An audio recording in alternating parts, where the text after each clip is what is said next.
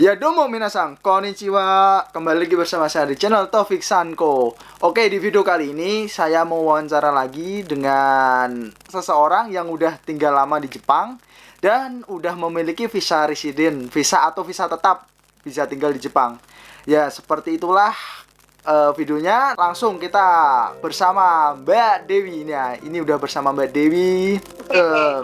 Mbak Dewi ini asalnya dari mana, Mbak? Asalnya dari Padang. Asalnya dari Padang. Ya, tapi aslinya campuran Jawa. Campuran Jawa. Oh. Tapi nggak bisa bahasa Jawa ya. aku mau ngomong bahasa Jawa ini loh. Nggak bisa. Iya. Mbak Niki ngomong-ngomong udah berapa lama tinggal di Jepang, Mbak? Di sini tinggalnya udah 11,5 tahun. 11,5. Berarti dari ini berarti dari 2008 tengahan ya? 2008 ya, bulan Oktober 2008. Ya, udah lama banget itu. Aduh. Udah melalang buana di sinilah. Ya.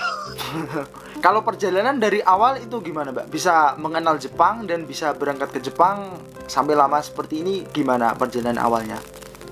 Jadi memang dari SD itu memang dari kecil gitu ya, soalnya kita kan di TV kan ada anime gitu kan, Sailor Moon segala macam. Jadi dari kecil tuh emang suka sama Jepang gitu kan. Suatu saat tuh pengen pergi ke Jepang gitu, punya impian seperti itu. Nah jadi ya suka gambar juga gitu kan, suka nyanyi lagu Jepang. Nah terus pas SMA itu mulai les bahasa Jepang.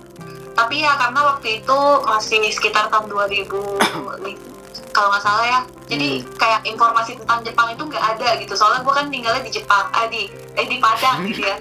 Di Padang, jadi kan informasi tentang Jepang itu sedikit banget gitu. Jadi ya zaman dulu juga melihat internet juga masih susah kan, Mbak? Masih susah buat buka satu page, satu halaman internet itu nunggu 15 menit gitu loh, kita di depan komputer udah kayak gitu. Pokoknya lama banget gak ada informasi sama sekali tentang Jepang waktu itu. Nah, jadi akhirnya ya udahlah, tamat SMA, gue mutusin buat lanjut kuliah ke sastra Jepang di Padang, di Bung Hatta nama universitasnya. Kayak gitu, dan di situ barulah dapat informasi tentang sekolah bahasa di Jepang. Nah itu awalnya pergi ke Jepang gitu. Berarti udah sastra di Indonesia dulu, Mbak? Sastra Jepang di Indonesia dulu?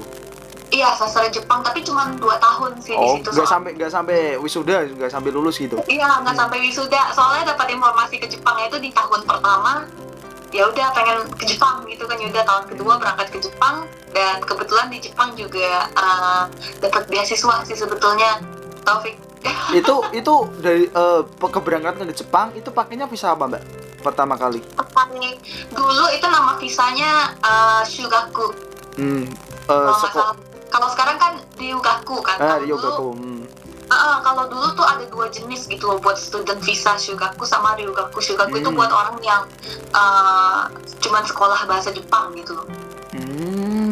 Berarti dulu langsung berangkat ke Jepang untuk sekolah ke Jepang. Iya, itu berapa lama? Sekolahnya berapa lama, Mbak? Kalau yang sekolah bahasa Jepang itu 1,5 tahun. Memang kita pilihnya 1,5 tahun gitu. Itu bisa milih atau emang dari ketentuannya emang segitu? Kita milih sebetulnya mau pilih yang 1 tahun atau yang 6 bulan atau yang 1,5 tahun atau ada yang 2 tahun, maksimal 2 tahun. Itu intinya buat sekolah bahasa aja gitu atau ada sekolah tentang pembelajaran yang lain? Enggak, beneran kayak sekolah bahasa doang gitu. Tapi kalau buat teman-teman yang pengen lanjut ke universitas gitu, itu dari sekolahnya bakal nyediain buat belajar matematika segala macam. Itu ada disediain dari sekolahnya kalau nggak salah ya. Berarti lah setelah itu kan udah 1,5 tahun udah terlewati. Setelah itu Mbaknya pakai kerja atau gimana, Mbak, kelanjutannya? Jadi kalau di Jepang itu kalau kita masuk lewat jalur sekolah, itu kalau kita cuman pendidikannya sekolah bahasa Jepang itu jujur ya susah cari kerja di Jepang. Jadi mau nggak mau harus lanjut ke Senmonggaku atau Daigaku, universitas atau sekolah kejuruan gitu ya. Kejuruan, sekolah kejuruan. Jadi kita tuh kayak harus kecelnya sama orang Jepang gitu. Kalau di tempat kita seperti BLK kayak gitu, Mbak. BLK ya. Iya. kayak S apa kayak D3 atau D2 gitu lah ya. Kalau universitas gitu ya. Karena dia cuma 2 tahun gitu kan. Nah akhirnya udah habis itu lanjut ke Senmongakko ambil audio recording waktu itu. Karena memang suka sama musik. Suka sama musik ya? Iya, dan itu sekolahnya 2 tahun. Senmongakko memang biasanya ya cuma 2 tahun gitu kan. Ambil audio recording dan setelah itu sebelum tamat dapat kerja di tempat sekarang. Gitu. Sampai sekarang? Sampai sekarang kerja di perusahaan yang sama. Niat banget ya 8 tahun. Lah ya udah lama banget loh. Iya, udah 8 tahun soalnya di tempat sekarang. Aduh, udah terlalu lama di Jepang. Mungkin udah mendarah daging di Jepang jadi nggak mau pulang ke Indonesia. Iya, soalnya kalau Taufik ya tadi kita cerita ya sebelum recording. Iya. Taufik kan udah banyak pengalaman kerja ya di Indonesia, jadi tahu cara kinerja orang kerja Indonesia kayak gimana. Kalau gua jujur awalnya tuh ke Jepang itu pas umur 19 tahun. Jadi belum pernah ngerasain kerja di Indonesia juga. Iya, belum pernah ngerasain kerja. Jadi ya memang sih kalau misalnya kayak kinerja cara kerja mungkin gue lebih kayak orang Jepang mungkin. Soalnya emang dididiknya di sini gitu. Didiknya tentang kerjaan di Jepang semua. Dididiknya di sini, jadi nggak tahu ya kalau misalnya balik ke Indonesia bisa nyesuaiin diri atau enggak gitu. Takut juga sih kalau harus pulang gitu. Udah lupa mungkin sama budaya Indonesia, budaya Jepang ikutnya. Ya mungkin kayak pasti banyak culture shocknya mungkin kali ya. Nah ya begitulah kira-kira ceritanya. Jadi setelah dari Senmongakko dapat kerja di tempat sekarang kayak gitu. Kerja tempat sekarang ya ini udah 8 tahun, udah lama banget tuh. Rasanya kayak gimana, Mbak? Udah, maksudnya pengen pulang ke Indonesia belum? Udah ada rasa kayak gitu belum? Kalau pengen pulang ke Indonesia sih jujur belum ada karena baru nikah sama orang Jepang juga. Oh, ini ngomong baru nikah dari orang Jepang. Iya, tapi belum tinggal bareng. Soalnya karena corona kan, jadi ya belum bisa pindah. Ya udah masih tinggal beda-beda gitu. Ya, gitulah. Iya. Karena ada suami orang Jepang gitu kan. Jadi ya kayaknya sih bakal tinggal lama di Jepang. Mungkin selamanya. Nggak tahu. Pengen sih pas tua tuh pulang ke Indonesia gitu loh. Menikmati masa tua di Indonesia gitu. Iya benar. Soalnya kan orang Indonesia kan asik lah gitu ya, hangat gitu loh. Kayak kita udah budaya ngumpul-ngumpul gitu kan, kayak ngopi-ngopi bareng gitu tuh ya. Kangen tentang hal-hal kayak gitu ya, Mbak. Kangen banget sih. Kalau di sini kan kita kayak main-main sama teman bareng gitu kan juga kayak ada batasan-batasan. Ada batasannya gitu. Tertentu. Iya kayak gitu, kayak ada dinding gitu loh. Iya mungkin karena kita dari kecil udah dididik kayak gitu, Mbak. Mungkin karena kebiasaan kan di Indonesia kalau kita pulang sekolah nongkrong kayak gitu kan, itu kan udah menjadi kebiasaan kita. Jadi kalau kita di Jepang kita ada perbandingan. Wah, aku dulu waktu di Indonesia kayak gini, ntar kalau udah di Jepang itu saya juga mengalami kayak gitu loh, Mbak. Jadi aduh ini kok beda sama dulu waktu kita masih sekolah gitu kan, kita masih enak gitu loh. Ini kalau udah di Jepang kan peraturannya ketat banget gitu, nggak bisa seenaknya sendiri. Iya, cari teman orang Jepang juga susah kan? Susah banget. Tapi aja susah apalagi gue. Aku mungkin ya akrab sama orang Jepang yang satu perusahaan gitu, kadang ngobrol bareng gitu. Tapi mereka welcome. Ngobrol bareng. Bagus. Aku tanya kalau Kotoba ini sama ini perbedaannya kayak ini contohnya Tasukete sama Tesudate. Itu perbedaannya apa? Orang Jepang aja itu sama-sama sih artinya. Iya. Iya, aku bikin lucu aja, Mbak. Tanya-tanya tentang itu kayak Otsukare sama des sama Otsukare sama desta. Itu perbedaannya apa lo? Itu kan sama-sama akhiran. Dulu kenapa ada des ada desta gitu. Iya, Bener. Aku bikin lucu aja, bikin orang Jepang aja kayak mikir, masa ditanya kayak gitu, mikir gitu loh. Iya, Apalagi bener. aku yang orang asing kalau ditanya itu. Iya sih, tapi enak ya di situ, berarti orang-orangnya support ya. Iya. Sama sih di tempat gue juga support semua sih orang-orangnya, nggak ada yang kayak rasis gitu ya, syukurnya nggak ada gitu. Aku bikin lucu aja kalau kayak gitu, Mbak. Iya benar. Bisanya kita akrab kan, kita sering bercandain dia, kita sering Iya. apa, kayak ibaratnya barang hari ini banyak banget, lah saya ngomong sama dia, kyo sukunai da yo nande sukarena yo, aku ibaratnya dia ngomong saya balikan gitu loh, biar dia lucu. Kyo aku kairita yo, nah, dia pasti bilang kayak gitu loh. aku kalau ngobrol sama dia kan aku bikin lucu aja, Mbak. Nggak aku bikin sepaneng. Bisanya akrab kan kayak gitu. Kita sering ibaratnya sering komunikasi, sering ngobrol. Iya. Jadi Benar. jadi bahasa Jepang kalau dibikin pusing ya kita pusing sendiri, kalau kita bikin enak ya enak. Iya benar sih. Tapi tetap harus belajar sih. Soalnya kalau kita bisa bahasa Jepang lancar kan, bicaraannya juga jadi lebih banyak gitu kan. Aku aja gak bisa. Aku kalau ditanya sama orang-orang, Mas udah N berapa? N6. Boleh lah gue jawab gitu. Bentuk Mika udah N berapa? N100. Ya enggak, kalau N100 itu kan panjang banget. Kalau N kan 1 sampai 5. Lah, aku ngikutnya N6, itu belakangnya. N berapa? N6. Iya. Tapi juga sebetulnya gue cuma ini loh. Cuma baru N2 loh sebetulnya. N2.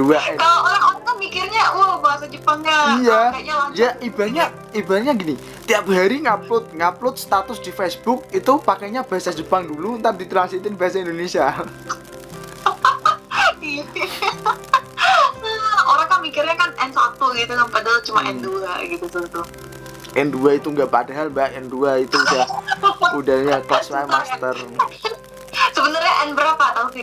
Aku kok enggak punya N, aku enggak punya level. Oh iya? Aku enggak.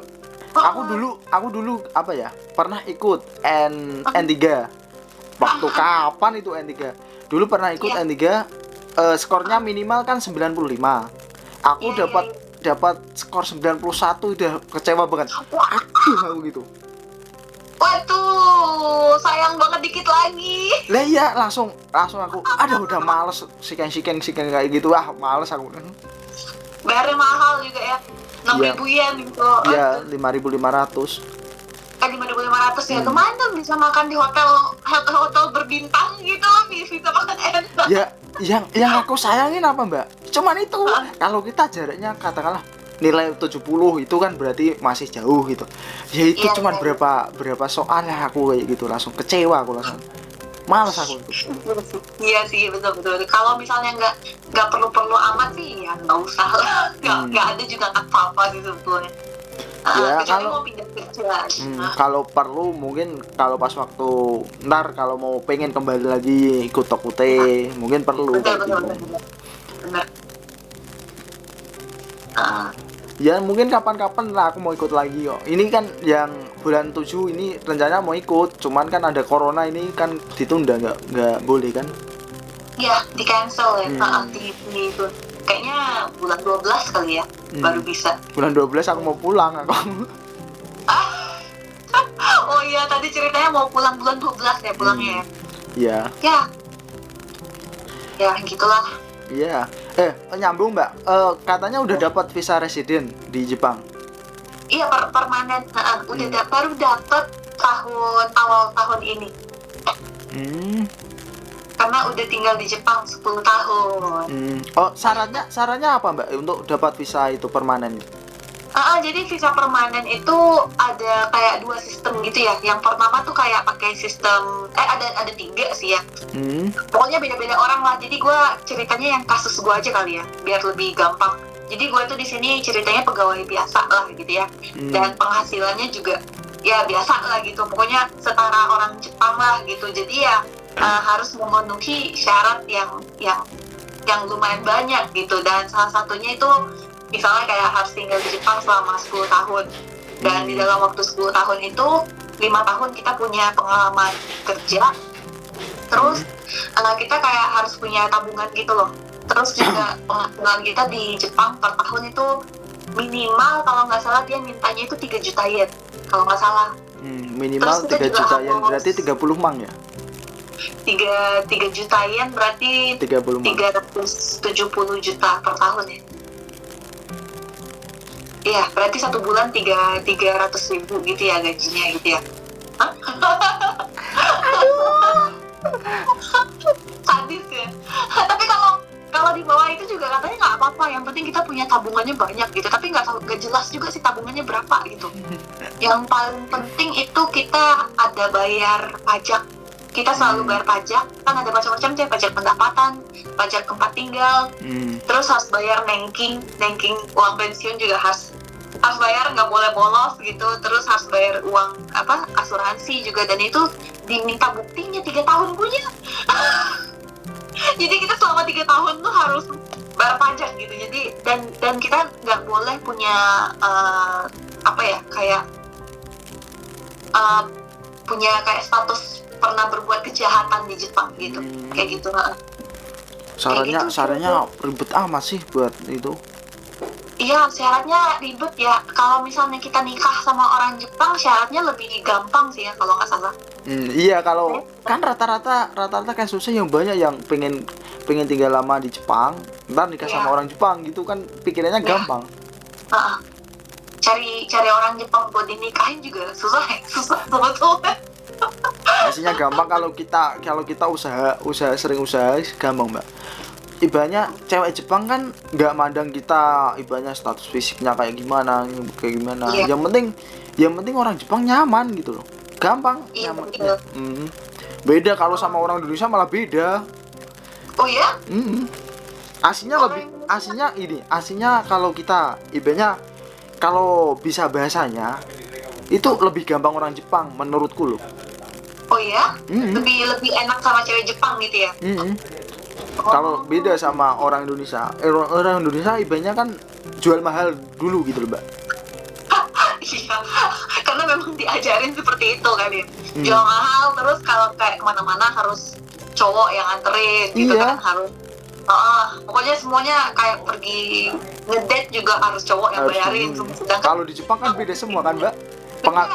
Pengalamannya sendiri beda semua kan?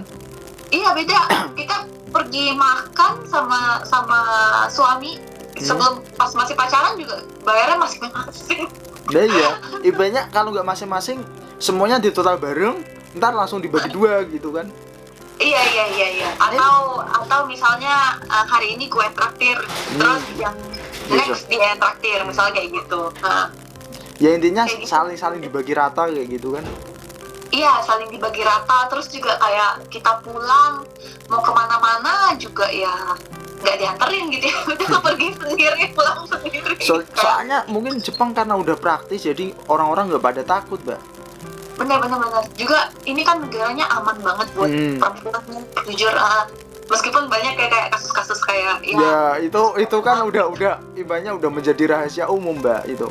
Iya, tapi kan bisa dibilang relatif lebih aman lah dari Indonesia gitu. Lu pulang malam-malam jam 12 malam juga aman gitu loh di sini. Aman-aman aja. Aman-aman aja, benar. Iya sih. Tapi Taufik nggak pengen cari cewek Jepang? Enggak, Mbak. Aku denger dari cerita senpai kayak gini.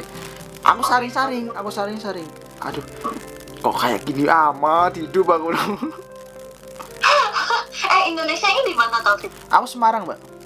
Oh, Semarang. Berarti kota. Enggak, aku di desanya. Di desa. Iya kan aku Semarang emang desa. Enggak, kalau Semarangnya kan kota. Lah saya di Semarang Timurnya. Jadi makanya bahasa aku medok banget kan kayak gini. Iya, medok banget. Sampai gue ngomong sama lu tapi jadi ikut-ikutan medok. Oh ya. Oh ya, Mbak, tadi kan ngomong-ngomong masalah tentang persyaratan ada gaji. Itu Iya. gaji kan sampai berapa? Sebulan harus minimal 300 yen. 300.000 yen, enggak 300. 30 mang lah. Iya benar. Iya. Minimal harus itu. Lah, Minimal. itu boleh tahu nggak, Mbak? Gaji pertama pas waktu masuk kerja itu berapa, Mbak? Kalau gaji pertama di perusahaan sekarang itu kita rata-rata sama di Jepang. Pokoknya kita gakse student itu kalau kita awal-awal mulai kerja tuh rata-rata semuanya sama UMR-nya ada gitu. UMR Jepang Kalau- ya. Kalau gue waktu itu 180 awalnya. Itu nggak ada lembur gitu. Nggak ada lembur itu belum kepotong sama apa tuh, sama gas, listrik, belum semuanya atau udah? Belum, bersihnya 180. Abis itu bakal dipotong lagi gitu. Potong-potong sendiri. Oh, ya seperti itu. Ya, menurutku persyaratannya susah banget gitu loh, Mbak. Kok sampai Iya. banyak sampai katakanlah kalau bahasa kita masih bisa ngejar. Lah kalau harus ada pengalaman 5 tahun, harus apa, gitu kan susah banget nih kalau menurut kita kan, Mbak. Iya, memang iya sih. Yang paling cepet ya nikah sama orang Jepang kali ya. Iya. tapi aku kok kayak menghindari nikah sama orang Jepang loh, Mbak. Kenapa? Ya nggak tahu juga sih. Kalau kan Ada dari Indonesia gitu ya. nggak dari cerita, aku kan menyaring dari pengalaman dari yang itu, dari senpai yang udah nikah sama orang Jepang. Kok nikah sampai kayak gini ya udah. Jadi merasa minder sendiri aku malah. Iya sih. Di sini kayak ya ceweknya sih baik-baik sih ya kalau buat mereka, cuman ya karena kehidupan di sini biayanya mahal gitu. Iya, Jadi budayanya juga beda, Mbak. Jadi kan kayak beda. kayak masalah anak itu kan juga beda lagi kan. Makanya aku sampai kepikiran lah, bikin orang lokal aja lah, orang lokal. Sampai Tapi kepikiran. kayaknya lebih cocok sama lokal deh. Aku apa ya? Gimana ya? Kayaknya lebih cocok sama orang lokal aja gitu. Indonesia banget loh. Lah masa aku ntar kalau ibaratnya contoh aku nikah sama orang Jepang, masa ngomongnya bahasa medok aku ntar ngomongnya. Iya, soalnya betul. Moga-moga ketemu jodoh ya. Kalau gimana? Udah ada atau belum? Insya Allah aku habis pulang lah. Insya Allah habis pulang. Amin. Ya doanya aja, Mbak. Ya, Semoga bisa. mungkin ini pengalaman Mbak Dewi yang bisa di-share buat teman-teman yang ingin tinggal lama di Jepang. Kan rata-rata pertanyaan para kensuke atau semuanya itu apa ya? Gini, Mas, setelah 5 tahun itu bisa nambah lagi atau enggak? Ya, mungkin kalau kalian yang pengen nambah lagi, ini ikutin ceritanya Mbak Dewi. Kalian bisa ambil visa residen, tapi ini persyaratannya juga itu susah banget. Ya, kalian harus berusaha juga. Bahasa Jepangnya yang penting dibagusin dulu gitu. Iya benar. Harus bagus sih di sini. Apalagi kalau mau kerja di perusahaan yang Jepang banget gitu loh. Kalau misalnya kayak kita masuknya jalur magang gitu kan orang kan paham gitu ya. Iya. Tapi kalau kayak jalurnya kayak gue gitu kan kerja di perusahaan Jepang gitu ya memang skill bahasa Jepangnya harus di improve banget gitu. Cara gampangnya yang penting kalau kalian pengen gampang nikah sama orang Jepang, gampang itu banget. Ya. Paling gampang. Iya, gampang banget. Ya, ada pesan-pesan, Mbak, buat ya yang ingin apa ya, mengikuti jejaknya Mbak Dewi gimana gitu. Mungkin gue kasih pesannya yang gampang aja kali ya. Buat teman-teman yang pengen ke Jepang, yang pasti jangan pernah menyerah, terus jangan harus rajin belajar, terutama belajar bahasa Jepang. Kalau misalnya kita bisa bahasa Jepang, pasti banyak orang yang suka sama kita, orang teman-teman kerja juga pasti suka sama kita, terus juga kita bisa ngomong tentang banyak hal gitu. Nah, mana tahu kecantol sama orang Jepang, bisa nikah sama orang Jepang dan bisa tinggal lama di Itu Jepang. gampang, yang paling gampang itu. paling gampang itu pokoknya minasan gambatte kudasai. Kayak gitu.